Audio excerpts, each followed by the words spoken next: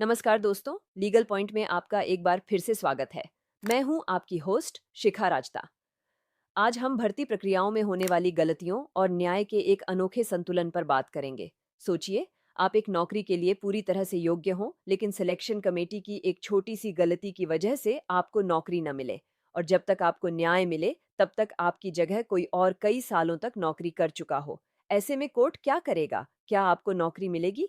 और जो पहले से काम कर रहा है, उसका क्या होगा? यह केस बहुत ही रोचक है। पूरी जानकारी के लिए वीडियो को अंत तक जरूर देखिएगा। और अगर आप हमारे चैनल पर पहली बार आए हैं, तो सब्सक्राइब बटन दबाकर हमारा परिवार ज्वाइन करें। चलिए, बिना देर किए केस की डिटेल्स पर नजर डालते हैं। केस का नाम है आनंद स्वरूप बनाम हिमाचल प्रदेश सरकार व अन्य। केस नंबर है रिट पिटीशन संख्या 229 साल 2021। फैसले की तारीख है 2 सितंबर 2025। और ये फैसला सुनाया है माननीय न्यायाधीश श्री संदीप शर्मा जी ने। मामले की कहानी क्या थी? यह मामला जुद्धा है श्री आनंद स्वरूप जी से, जिन्होंने साल 2017 में निकली ड्राइंग मास्टर की पोस्ट के लिए अप्लाई किया था। सिलेक्शन के दौरान उन्हें एक अनुभव प्रमाण पत्र एक्सपीरियंस सर्टिफिकेट के डेयर नंबर नहीं दिए गए। ये सर्टिफिकेट इस बात का था कि उन्होंने एक सरकारी स्कूल में 3 साल तक पढ़ाया है।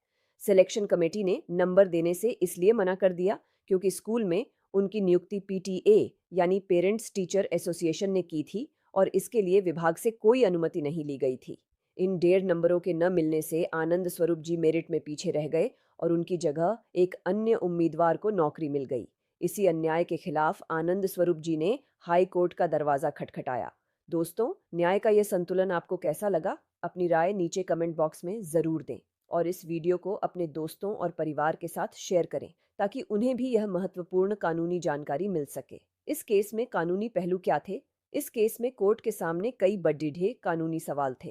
पहला, क्या एक्सपीरियंस सर्टिफिकेट को सिर्फ इसलिए अमान्य किया जा सकता है क्योंकि नियुक्ति का तरीका इरेगुलर था? इस पर कोर्ट ने एक बहुत ही स्पष्ट और मजबूत स्टैंड लिया।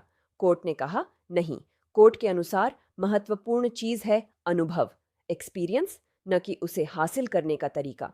अगर एक सरकारी स्कूल के प्रिंसिपल ने यह लिखकर दे दिया है कि उम्मीदवार ने वहां पढ़ाया है, तो उस सर्टिफिकेट को नजरअंदाज नहीं किया जा सकता। कोर्ट ने साफ किया कि नियुक्ति चाहे रेगुलर हो, कॉन्ट्रैक्ट पर हो या एसएमसी पीटीए के आधार पर, इससे अनुभव की सच्चाई नहीं बदलती। दूसरा, जो कर्मचारी गलती से नियुक्त हो गया उसका क्या होगा? जो उम्मीदवार आनंद स्वरूप जी की जगह नियुक्त हुई थीं, वो पिछले 8 सालों से नौकरी कर रही थीं और उनकी कोई गलती नहीं थी। गलती तो सिलेक्शन कमेटी की थी। ऐसे में उन्हें नौकरी से निकालना बहुत बद्धा अन्याय होता। तीसरा कानूनी पहलू था राहत को संतुलित करना, मोल्डिंग द रिलीफ। कोर्ट ने अपनी शक्तियों का इस्तेमाल करते हुए न्याय को संतुलित किया।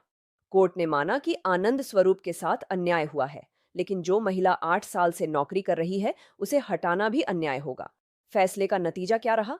कोर्ट ने अपने ऐतिहासिक फैसले में श्री आनंद स्वरूप की याचिका को स्वीकार कर लिया। कोर्ट ने माना कि उनके साथ बहुत बड़ा अन्याय हुआ है और सरकार को निर्देश दिया कि उन्हें तुरंत ड्राइंग मास्टर के पद पर नियुक्त किया जाए। लेकिन सबसे अनोखी बात यह रही कि कोर्ट ने उस महिला कर्मचारी की नौकरी को भी सुरक्षित रखा जो पहले से काम कर रही थी। कोर्ट ने कहा कि उसे नौकरी से नहीं हटाया जाएगा। कोर्ट ने आदेश दिया कि आनंद स्वरूप जी को नोटेशनल सीनियरिटी दी जाएगी, यानी उनकी सीनियरिटी उसी दिन से गिनी जाएगी जब उन्हें नौकरी मिलनी चाहिए थी। लेकिन उन्हें पिछले सालों का वेतन यानी बैक वेजेस नहीं मिलेंगे क्योंकि उन्होंने असल में काम नहीं किया था। तो दोस्तों, यह था न्याय का एक बेहतरीन उदाहरण जहां कोर्ट ने एक पीड़ित को उसका हक भी दिलाया और एक निर्दोष कर्मचारी की नौकरी भी बचाई।